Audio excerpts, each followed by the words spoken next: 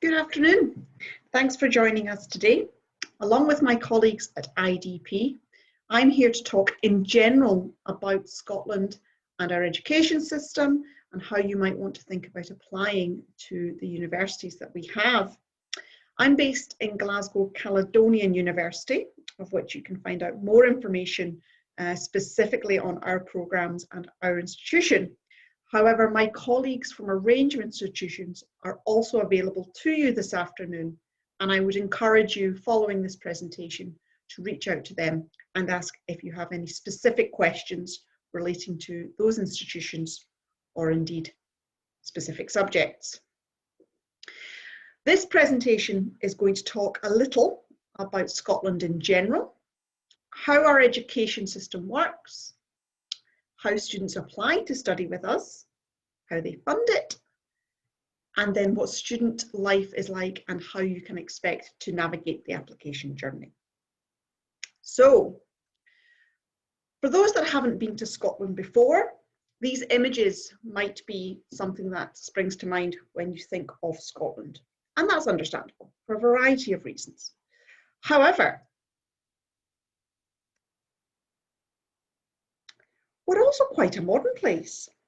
That was the stereotypical image I showed you of Scotland. There's much more. We have haggis, kilts, and hairy cows, but we're also lively, cosmopolitan, and that's why people choose to visit us for study and for work from all over the world. There's fabulous art, music, and a great comedy scene, and a great selection of museums and galleries. We enjoy a vibrant bar cafe culture, and Scottish students really are a sociable bunch. I'm sure you'd be made to feel very welcome should you decide to study with us. Our core position in Scotland is welcoming and internationally respected. You should consider joining our strong community of international leading edge scholars. Scotland, as your partner of choice, thinks that we are looking to shape society and improve the world. Scotland has led the commitment to education for centuries. We were the first country in the world to provide a universal education open to both boys and girls as early as the 17th century. With the Scottish education system having been adopted by many countries all over the world, home to many of the world's best modern universities. The University of Dundee, Heriot-Watt, the University of Stirling, all featured in the world's top 150 universities, which were under 50 years old, excuse me.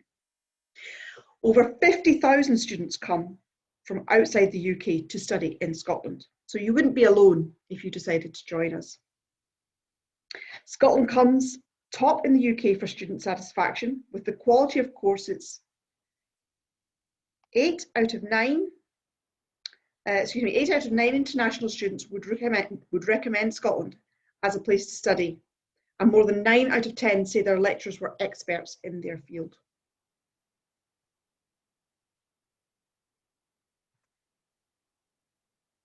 So, when you're making your choice of university, it can be quite a daunting task. There's a huge amount to think about. First of all, I would encourage you to consider, do you want to study at a city campus or a park campus? One is not better than the other. A city campus is a bit like my university in that the university is based in the heart of a city with all the convenience that that offers. It just means that in many cases your sort of social scenes, your bars, your restaurants, your cafes are also shared with the locals. Or we have parkland campuses, which, are much more like driving in through large gates, and everything you need as a university student can be found in the one place. Equally, do you want a big or a small campus? Some people can be overwhelmed by the thoughts of coming to a city the size of Glasgow. However, for others, it's that real cosmopolitan environment that they seek. So you should have a think, would you prefer one of the smaller cities or smaller campuses? And finally, would you consider a specialist institution or a more comprehensive institution? If you're exceptionally focused on sculpture, and that's where your degree wants to sit, for example, you may well want to consider studying somewhere like the Glasgow School of Art. However, if you're looking at more broad-based subjects, social sciences, history, you might well want to consider one of the larger institutions. So, who can you talk to today? This is a representation of the universities that will be available to you. And as I say, please make sure that you try and speak to them this afternoon.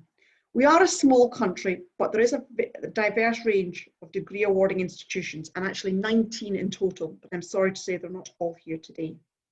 We have large traditional broad-based universities and places that offer specialist subjects. You might want to think about the size or the age of the institution.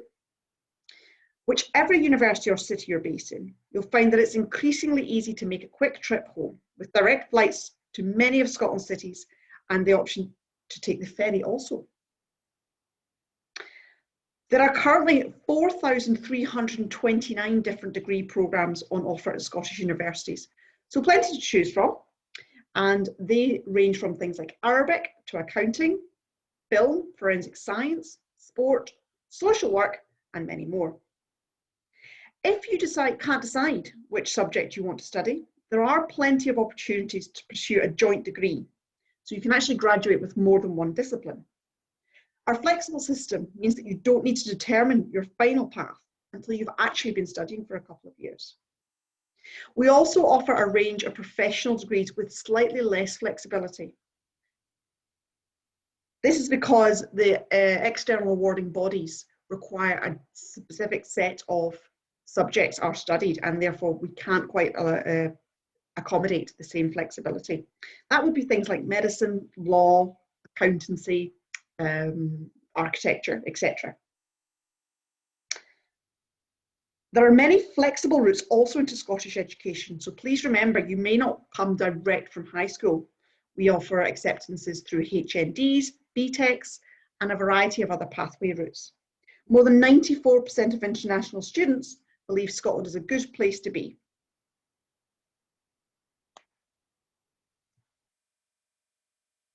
So let's talk a little bit about our degree structure. We offer flexibility in subject choice, which allows students to experience new subjects without committing to them long term.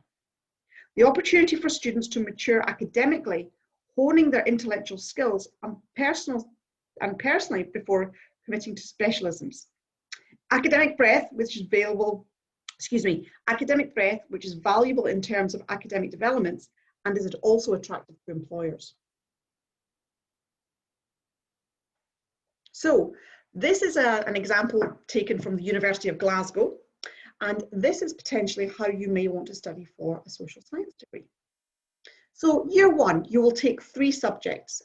These don't have to be the 3 subjects in social sciences, they are only indicative. Year 2, you will notice, you continue in this example with business and management and economics, taking them to a more advanced level. However, in this scenario, the student has decided to take archaeology and not progress with computing science. We go to year 3. At this point, the student has decided to progress with business and management and move to a single honours degree. However, the student may also decide that they want to continue with their economics programme, which means they end up graduating with a joint degree.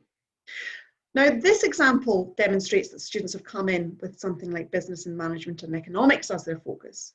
But as you can see from this presentation, there's also a possibility they may have ended up graduating in something like computing science. Now, I'm sure many of you are very interested in medicine, dentistry, and veterinary. As you can see here, a number of our schools do offer these courses, so please talk to my colleagues about them. However, please remember these are incredibly competitive programs every year. So please make sure you have backup options considered and in place should you be unsuccessful in applying to those programs. Now I thought I'd talk to you about how to apply. Most universities, or rather all universities, will accept undergraduate applications through the UCAS process, Universities, Colleges and Admissions System. For those that may be familiar with the Common App, it's very similar to this process, only it's the UK version. I want to draw your attention to a few deadlines. The 15th of October deadline The academic year prior to studying is the deadline for the programs we've just talked about, or indeed if you're thinking about going to Oxford or Cambridge. What this means, if you want to study medicine and you want to start in September 21, which is the next intake, you are too late. Okay? My university does not offer medicine, but I'm relatively confident in saying there is no exceptions to that from universities. Okay? The next deadline to be aware of is the 15th of January, so coming very soon for anyone looking to study with us from September 21. And then the final, that's the early deadline, and then the final deadline is really the 30th of June.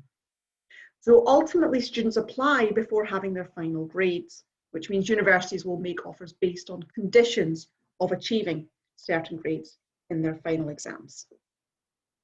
Some universities also do accept applications directly to them, but again, our colleagues at IDP can help you with this process.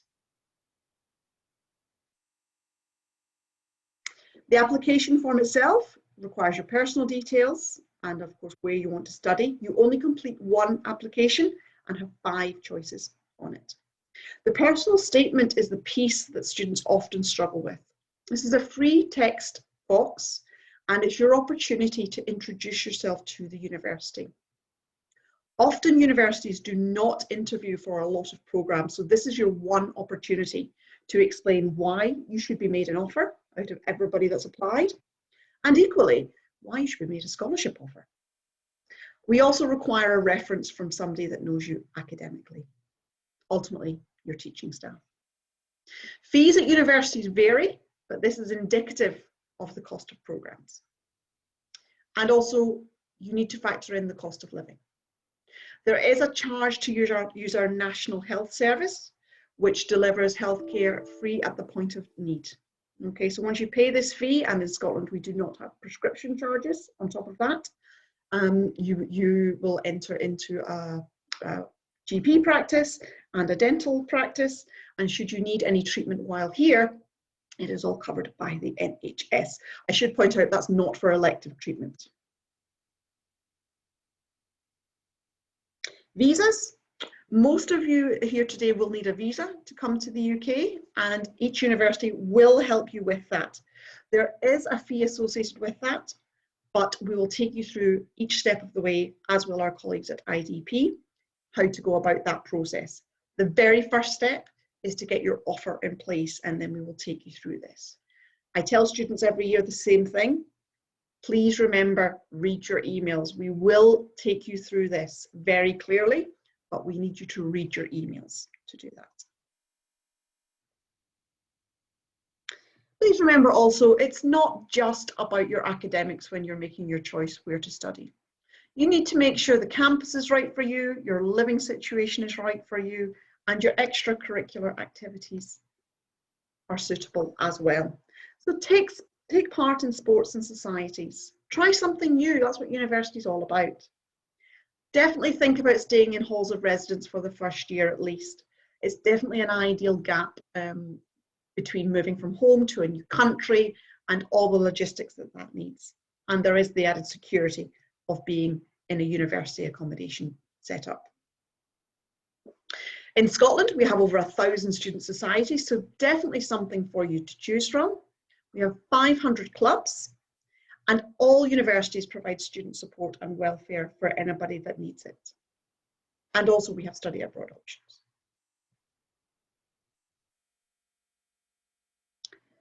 So accommodation. One thing that's different from institutions is that, one thing that these different institutions tend to have in common is that first year students are usually given priority in halls of residence. Staying in university accommodation in first year is definitely recommended. It's a great way of making friends, sharing the transition and challenge of commencing university. The majority of students prefer to go into self-catering, so that means you're cooking. Believe me, you will survive, I did. Prices do vary for accommodation between cities, between universities, and also the type of accommodation you want to move into. You need to apply separately for accommodation. So once you have your offers from universities, then you need to go through this process. But again, we will take you through how to go about this. You just need to read those emails that we send you. That's a very brief discussion about the universities and our education system in general. We would be delighted to answer any questions you have about Scotland or indeed our education system. So please make sure you make use of the time today and talk to my colleagues. We hope to see you very soon in your home countries. And please also, while we are unavailable at certain points, my colleagues at IDP are available to you in your time zones and on your working week pattern as well. So please make sure you engage with them following on from today. I hope you all stay safe. I hope your families are well, and looking forward to meeting you and welcoming you into Scotland in the near future.